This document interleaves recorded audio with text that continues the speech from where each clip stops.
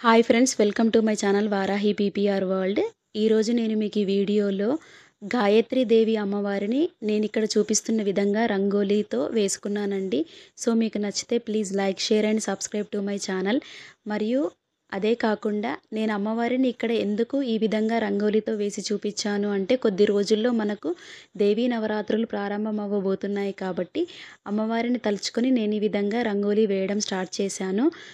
And ఇక్కడ రంగోలీ వేస్తూ నాకు తెలిసిన కొంచెం ఇన్ఫర్మేషన్, నేను కనుక్కున్న ఇన్ఫర్మేషన్ మీకు షేర్ చేస్తానండి గాయత్రీదేవి అమ్మవారి గురించి.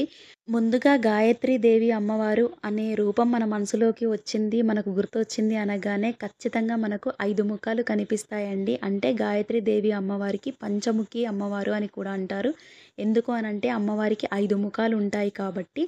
అదేవిధంగా 5 ముఖాలతో పాటు 10 చేతులు కూడా ఉంటాయి. అంటే ఒక్కొక్క అమ్మవారికి 2 చేతులు అనుకున్నా కూడా 5 ముఖాలతో అమ్మవారు దర్శనమిస్తుంది కాబట్టి 10 చేతులు ఉంటాయి.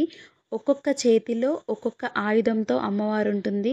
ఎగ్జాంపుల్‌గా చెప్పాలంటే ఒక చేతిలో పుస్తకం ఉంటుంది, ఇంకో చేతిలో శంఖం ఉంటుంది, ఇంకో చేతిలో చక్రం ఉంటుంది. అదేవిధంగా ఇలా వివిధ చేతులలో ఒక్కొక్క చేతిలో ఒక్కొక్క ఆయుధంతో అమ్మవారు మనకు దర్శనమిస్తారు.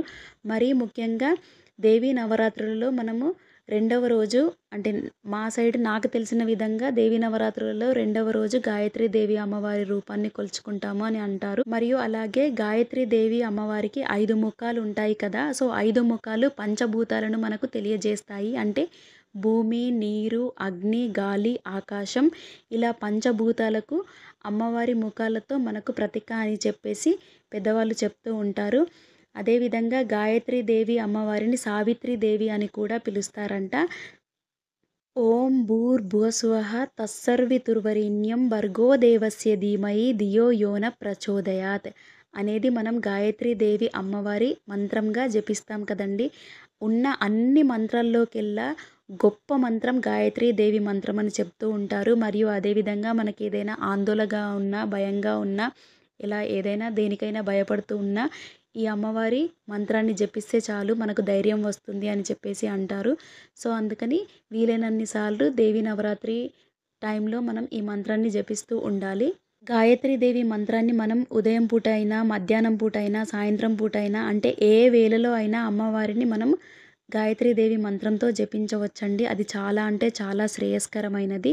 మరియు అదేవిధంగా అమ్మవారికి ఉపాసన చేయడం వలన మనకు అజ్ఞానం తొలగి మన జీవితంలో జ్ఞానదీపం అనేది వెలుగుతుంది అని మన పెద్దవాళ్ళు చెబుతూ ఉంటారు. అదేవిధంగా ధర్మం, జ్ఞానం అన్నిటికీ గాయత్రీదేవియే మూల దైవంగా భావిస్తారంట. సో అందుకని అమ్మవారిని ఎప్పుడు మనం చాలా మనసుతో, భక్తి శ్రద్ధలతో అమ్మవారిని ఎప్పుడూ ప్రార్థించుకుంటూ ఉండాలి. నాకు తెలిసిన కొంచెం ఇన్ఫర్మేషన్ గాయత్రీదేవి అమ్మవారి గురించి మీకు ఇచ్చానని నేను అనుకుంటున్నాను. సో ఏదైనా తప్పులుంటే నన్ను క్షమించండి. అండ్ మీకేదైనా ఇన్ఫర్మేషన్ తెలిసిందుంటే నాకు కామెంట్ సెక్షన్‌లో మెన్షన్ చేయండి.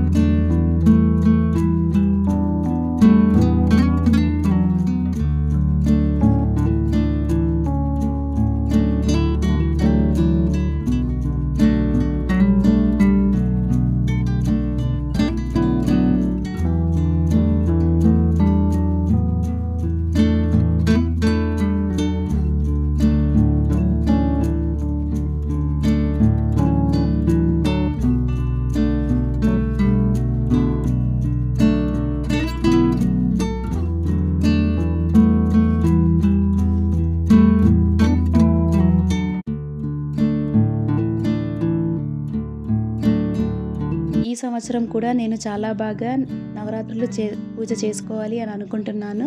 సో ప్రతిరోజు ఒక్కొక్క చిన్న వీడియో కానీ, షార్ట్ కానీ, ప్రసాదాలు కానీ, అమ్మవారికి నేను ఏ విధంగా పూజ చేసుకున్నాను అనేది మన ఛానల్లో ఎప్పటికప్పుడు పెడుతూ ఉంటానండి. సో వీలైతే చూడండి ప్లీజ్.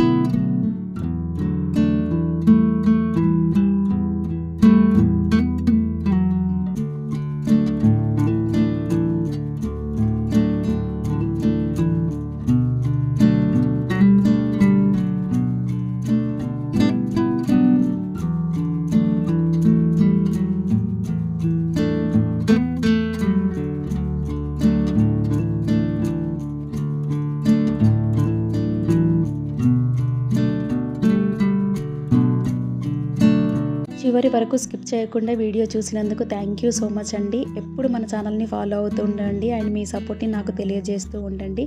అమ్మవారి నేను వేసిన రూపం ఏ విధంగా వచ్చింది అనేది మీ లైక్ల రూపంలో నాకు తెలియజేయండి. Thank you.